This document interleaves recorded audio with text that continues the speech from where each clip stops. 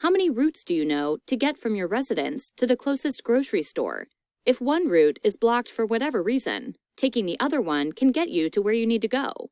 This analogy applies to physics in the sense of having multiple equations that equal the same thing. For example, power can be calculated two different ways. Let's go through the two power formulas and work some examples using these formulas. Power is how fast energy is used. Car engines do work, which allow the car to move down the road.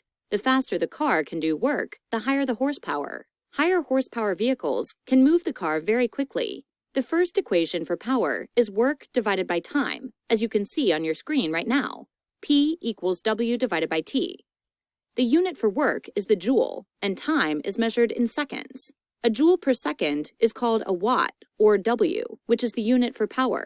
Work is the dot product of force and displacement, which is represented as W equals F dot D equals FD cosine of theta. Assuming the force and the displacement are in the same direction, theta will equal 0, which reduces the equation to just the product of force and displacement. Plugging this into the original power equation, we get P equals Fd over T. We can take this equation in another direction, just like we can take different routes to the grocery store, by turning the displacement over time into velocity, which, as you can see, is P equals Fv. There is a catch when using the Fv equation, though, in that the velocity must be constant. Now that we've gone through the two equations of power, let's use them to solve some physics problems involving power. Here's our first example, and here is our prompt. A robot has to move a 1,000 kilogram crate from the ground up to a shelf 3 meters above the floor. The robot can do this in 4 seconds. What is the power rating of the robot? Now, here's our solution. Since we are to calculate the power of the robot, we need the power equation. Since we have the mass of the crate, the distance the crate was moved, and the time it took to move it, we will use P equals Fd over T.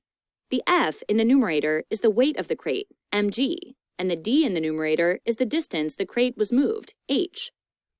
This changes our equation to be P equals mgh over T. Plugging in these values, we get our answer, which is P equals 1,000 kilograms times 9.8 meters per second squared times 3 meters, all divided by 4 seconds. This equals 7,350 watts. 7,350 watts is the power rating of the robot in this scenario. If it could lift that mass to the shelf faster, its power rating would be higher. Let's take a look at another example. Here's our prompt. Another robot is rated at 1,000 watts. What force does it have to apply to a 500 kilogram mass to move it at 3 meters per second? Here's our solution. Since this scenario involves velocity and force, we'll use P equals Fv. Solving for F, we get F equals P divided by V.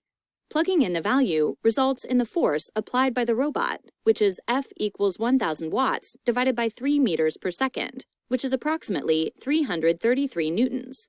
We have one more scenario to work through. Let's get to it.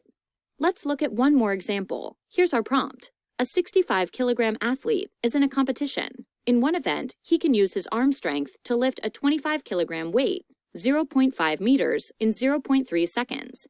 In a second event, he has to climb a vertical rope with only his arms. How fast can he climb the rope? Now, here's our solution. In this scenario, we need to set both power equations equal to each other and solve for time.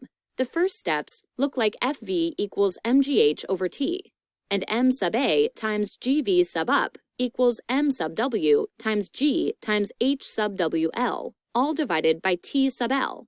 This is where m sub a is the mass of the athlete, v sub up is the velocity of the athlete climbing the rope, m sub w is the mass of the weight, h sub wl is the height the weight was lifted, t sub l is the time required to lift the weight, g is the acceleration due to gravity.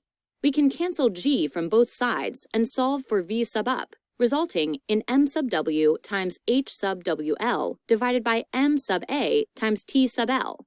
Plugging in the values results in v sub up equaling 25 kilograms times 0.5 meters divided by 65 kilograms times 0.3 seconds. This all equals 0.64 meters per second. In other words, the athlete climbed the rope at a velocity of 0.64 meters per second.